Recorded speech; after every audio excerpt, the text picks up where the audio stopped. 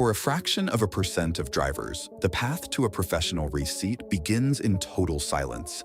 You grip a plastic steering wheel, stare at a monitor, and learn the breaking points. Then reality hits. Today, the entry point to professional racing is Level 1, the digital simulator. Software like iRacing allows anyone with a setup costing between $500 and $1,000 to compete on laser-scanned replicas of real tracks. It is accessible, democratic, and physically safe. This chart highlights the biological and economic baseline of Level 1.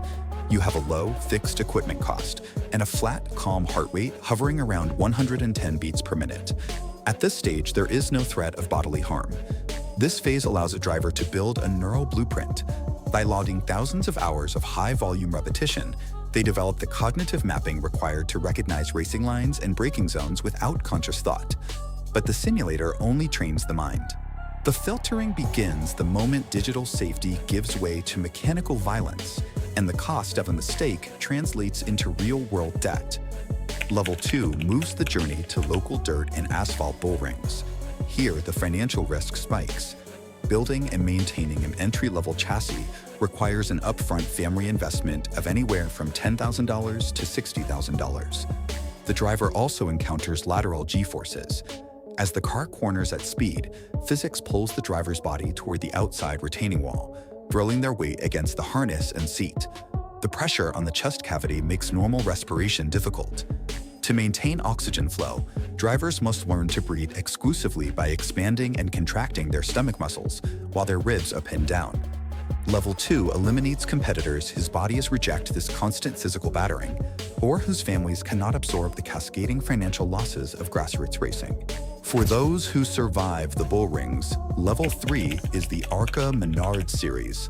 The financial barrier becomes a sheer cliff here, requiring a seasonal budget of $1.3 million to $2 million to cover national travel, pit crews, and specialized tires.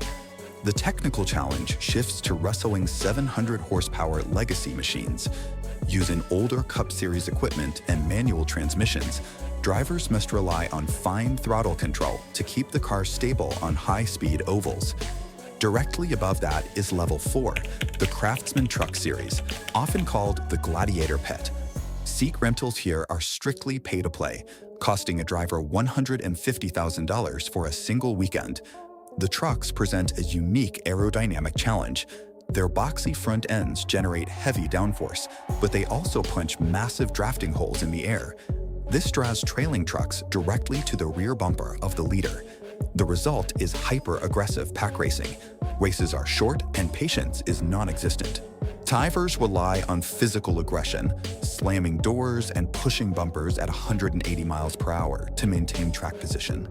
These two tiers act as a structural wall, filtering out competitors who fear high-speed contact or lack the multi-million-dollar corporate backing required to repair destroyed equipment. Level 5 is the Xfinity series. Budgets swell to $10 million per car, and the aerodynamic safety nets used in lower tiers are removed. Xfinity cars possess significantly less downforce than the trucks or the Cup Series. Without that heavy air pressure pinning the tires to the asphalt, the vehicle relies on mechanical grip. If the car begins to slide, the air will not push it back into a straight line. Drivers have to catch a sliding 3,000-pound vehicle using pure reflex and wheelmanship.